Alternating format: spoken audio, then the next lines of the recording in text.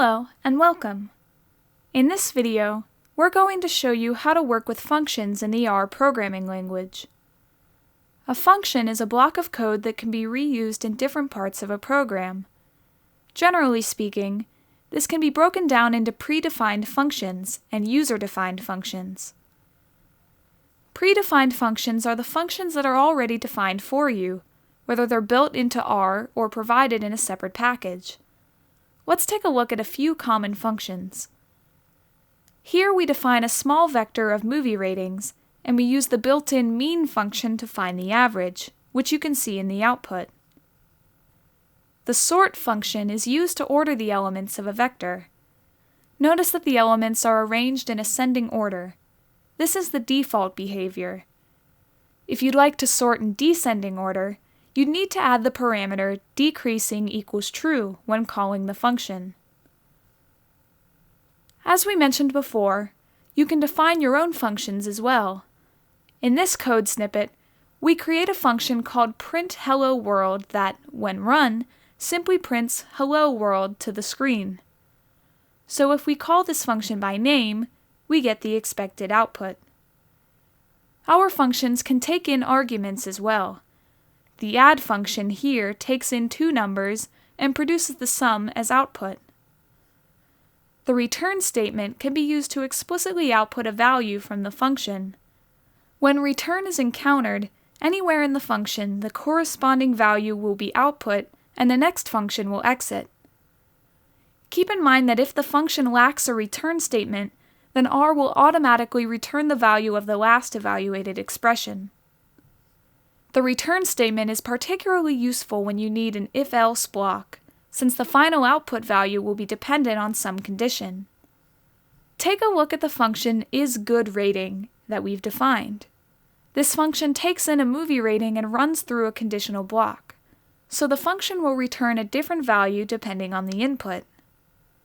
For example, if we pass in 6, the if statement will be true, and no will be returned. But if we pass in 9.5, the if statement will be false, and the function will return yes inside the else block. If you wish, you can set a default value for a function argument. Notice in the function definition we've added threshold equals 7. Now when we call this function, we only need to specify the rating parameter.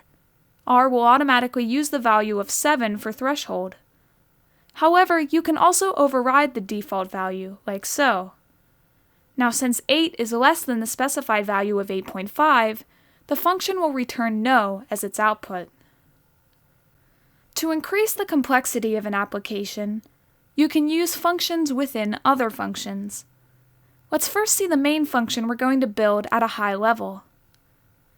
The function will receive a movie name and a threshold, and it will determine whether to watch the movie by outputting yes or no. In order to do this, the function will check a database for the movie's average rating. This rating, along with the default threshold of 7, will be passed to the previously defined isGoodRating function. The final output of the function will depend on the output of isGoodRating.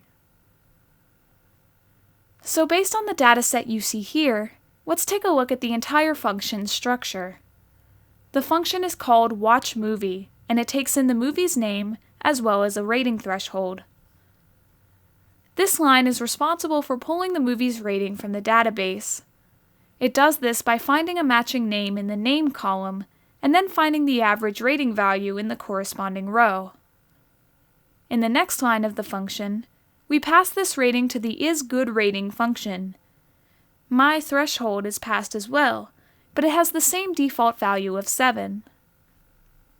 So if we pass in the movie name Akira, the rating is 8.1, which is greater than the default threshold of 7, so the output will be yes. We can also override the threshold, but 8.1 is still greater than 8, so once again we get yes as output.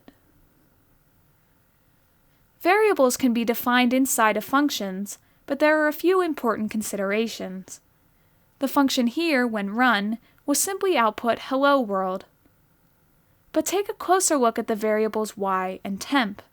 If you try to access y outside of the function, you'll notice the output is 3.14. But if you try to access temp, we get an error instead. This is because there is a difference in how these variables are defined.